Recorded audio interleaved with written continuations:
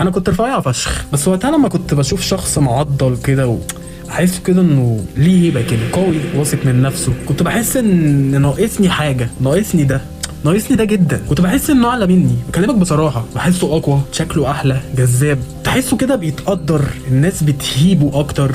لو انا وهو مثلا بنتقدم لوظيفه ما، هو اللي ليه نسبه قبول اكتر مش انا، حتى لو انا فاهم في الوظيفه. يعني 90% من الوظائف بتحتاج مظهر، ده بجد والله، بيبقى فعلا ليه هيبه. يعني انا ما كنتش بحسده، بس ببقى عايز اعمل زيه، ببقى عايز ابقى الشخص ده، بس هعمله ازاي وانا مقضيها سهر واصحاب وقهاوي، مدخنين حواليا في كل حته، قصص حزينه كده. بجد كانت حياتي بايظه فشخ، كنت هزيل كده، عارف، لو دخلت خناقه هتضرب، لو حد ثبتني هتضرب، هتفتش. ده بكل صراحه، يعني مش هقول لك ان انا كنت بشخ رابسه يعني، بس هي بالعقل برضو، ليه ما بقاش الشخص المعضل اللي ليه هيبه والناس بتحترمه؟ ما هو انا هقول لك على حاجه، ما هو الناس مش بتشوف الشخص المعضل ده على انه معضل وخلاص كده، يعني مش جسمه وخلاص، هي بتلاحظ فيه برضو التزامه، صحته، نظامه، بيبقى منظم كده. ما هو ما فيش حد معلش يعني بيدخن وبيسهر، بيقعد على قهاوي وقت طويل، ما عندوش حياه، وبيبقى عنده عضلات وبيبقى شكله كده. ما هم سماهم على وجوههم برضو. حتى البنت اللي بحبها مثلا كمثال يعني، مش انا يعني، بس معلش هتحبني ليه برضو؟ ما هو قدامها شباب رياضي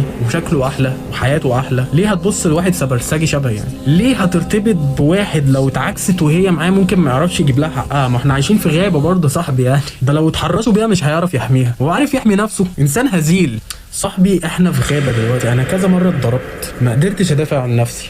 احنا في زمن الضعيف فيه ملوش مكان على وجه الارض، ضعيف الجسد، ضعيف العقل. وانت عارف الشخص اللي بيروح جيم برضو عقليته مختلفه يا جدع، انا بتكلم على الاغلبيه. انا اعرف ناس عندها عضلات وما عندهاش عقل، بس دول قليلين. المفترض ان اي شخص عنده عقليه ان هو يروح جيم ويتمرن ويبقى شكله حلو، ده اكيد شخص ملتزم بصحته. انا بكلمك بكل صراحه، الجيم بجد مش مجرد صاله العاب رياضيه، لا، البنيه الجسديه دي يا جدع غريبه قوي، تغير عقلك اصلا. انا بجد حياتي اتغيرت مش مجازا، بس يعني الحمد لله انا اخترت يعني. فاتمنى تختار انت كمان، تعرف انت عايز تبقى انا وشخص فيهم. اتمنى اكون الهمتك لشيء، لو الفيديو صح فيك حاجه ده شيء يسعدني جدا. وبس كده، اعمل لي لايك وفولو لو مهتم بالصحه والرياضه، عشان ده المحتوى الجاي. سلام.